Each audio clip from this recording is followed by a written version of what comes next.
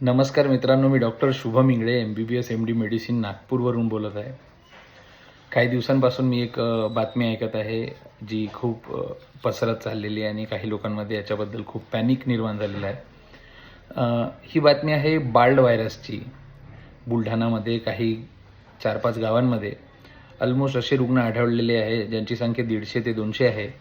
या 4 गावातली नावं अशी आहेत की कालवड, बाणगाव आणि हिंगणा आणि काठोरा. ही अशी या 4 गावाची बुलढाणा जिल्ह्यातील ही गावं आहेत. या गावांमध्ये काही लोकांना असा त्रास झाला की 3-4 दिवस त्यांचं डोकं खाजवलं आणि त्यांच्या डोक्यावरचे सर्व केस गळून गेले आणि ते टक्कल पडली किंवा त्याला बाल्डनेस ज्याला आपण म्हणतो असा त्यांना आजार झालेला आहे.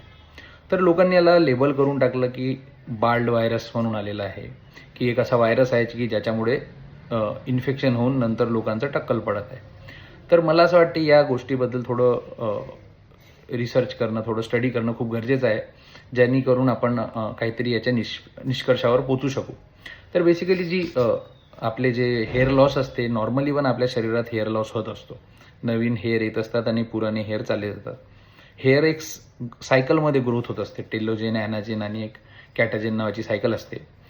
या सायक्लिक फॉर्ममध्ये हेअरची ग्रोथ होत असते. ठीक आहे. हे खूप सत्य आहे की खूप सारे फॅक्टर आहेत जे या हेअर लॉसला कारणीभूत असतात.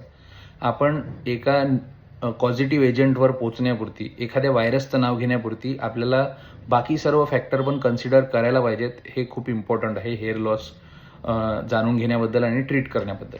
तर असे काही फॅक्टर असतात जे विशेषतः 3 टप्प्यामध्ये आपण क्लासिफाय करतो, जे कॉज करतात अक्यूट हेअर लॉस. म्हणजे एक अचानक होणारा जो हेअर लॉस आहे ते या 3 कारणांमुळे मेनली होतो. त्याच्यात एक असतं मेटाबॉलिक स्ट्रेस, सेकंड एक असतं हार्मोनल इम्बॅलन्स आणि थर्ड राहतं काही औषधं म्हणजेच मेडिकेशन. तर मित्रांनो, हा जो मेटाबॉलिक स्ट्रेस नावाचा जो प्रकार आहे हा काही फक्त मानसिक तणाव नाही आहे, लक्षात घ्या. मेटाबॉलिक स्ट्रेस म्हणजे आपल्या शरीरात अशा खूप साऱ्या गोष्टी होतात ज्या आपल्या बॉडीला एका स्ट्रेसफुल कंडिशनमध्ये टाकून देतात. तर त्यातली एक सर्वात मोठी कंडिशन म्हणजे अक्यूट फेब्राईल इलनेस, म्हणजे खूप ताप आलेला आहे. आता ताप तर भरपूर साऱ्या कारणांमुळे येतो. बरेचदा तुम्ही असं पाहिलेलं असेल की काही लोकांना जेव्हा टायफॉईड होतो, तर टायफॉईडच्या काही संक्रमणाच्या काही आठवड्यानंतर लोकांचा हेअर लॉस त्यांना जाणवतो.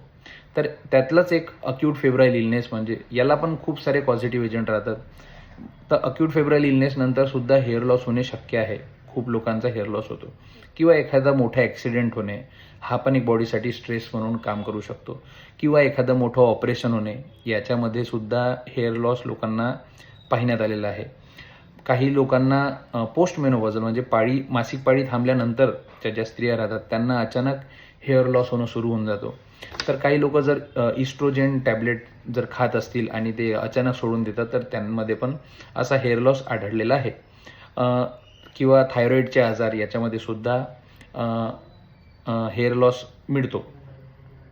आणि असे काही घटक आहेत, त्यातलं 2 इम्पॉर्टंट घटक म्हणजे heavy metal poisoning. Heavy metal poisoning म्हणजे काय? असे काही धातू असतात जे पाण्यामध्ये एखाद्या कंपनीच्या किंवा प्रदूषणामुळे प्रदूषित होते पाणी, आणि ते हेवी मेटल जेव्हा आपल्या कॉन्टॅक्टमध्ये त्या पाण्या थ्रू येतं तर लोकांना हेअर लॉस होऊ शकतो. बट हेअर लॉसपेक्षाही डेंजरस गोष्टी या हेवी मेटल पॉयझनिंगनी होतात, ते जास्त वरिजम आहेत असं मला वाटतं.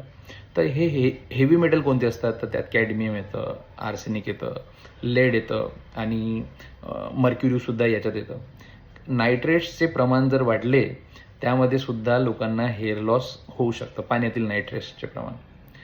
आता आपण थोडंसं मेडिकेशनकडे वळूया. म्हणजे असे कोणते औषध आहेत जे हेअर लॉसला कारणीभूत राहतात? तर मित्रांनो, BP आणि हार्ट डिसीजमध्ये काही औषधं वापरली जातात.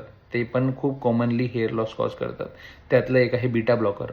किंवा जे स्किन ट्रीटमेंटमध्ये रेटिनॉइड्स वापरले जातात त्याच्यामुळे सुद्धा हेअर लॉस होऊ शकतो. किंवा ओव्हरडोज ऑफ व्हिटॅमिन ए, किंवा रक्त पातळ करण्याचे औषधं आणि अँटीथायरॉइड ड्रग्स, किंवा एखाद्या वॅक्सिनेशन नंतर सुद्धा हेअर लॉस लोकांमध्ये आढळलेला आहे.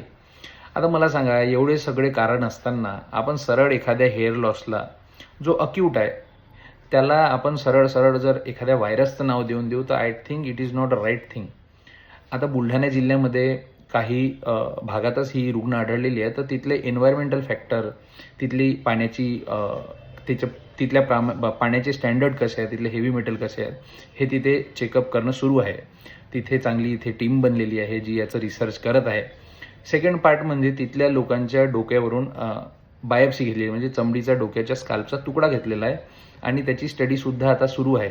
तर या रिपोर्टिंगला, बायोप्सीच्या स्टडीला काही दिवस लागतात. तर काही दिवसात आय थिंक की आपल्या पुढे आणखीन याचं एक स्पष्ट रूप पुढे येईल आणि मला वाटते सध्याच आपण याला एक बाल्ड व्हायरस किंवा असं लेबल करणं it's not right. Another thing is की हे जे काही सध्या डिसीज होत आहे हा बाल्डनेसचा, हा सर्वच टप्प्यामधल्या लोकांमध्ये होत आहे, म्हणजे एज कॅटेगरीमध्ये सर्वांनाच होत आहे. मुलं, स्त्रिया, पुरुष, ओल्ड एज असे सर्व लोक याच्यामुळे इन्वॉल्ड होत आहेत. आता हे थोडं रिसर्चचं टॉपिक आहे की एक्झॅक्ट कॉज याचा काय आहे, पण याच्या स्टडीज खूप कमी आहेत मित्रांनो, की जगात असा एकदम अचानक हेअर लॉस एवढा जास्त सिव्हिअर पाहिलेला नाही आहे. तर let's wait for the best and I think it will come out to be non infectious thing. But let's see, that's my opinion. I am not saying ki my opinion is right, but I think we should focus on environmental cause of such hair loss. Thank you.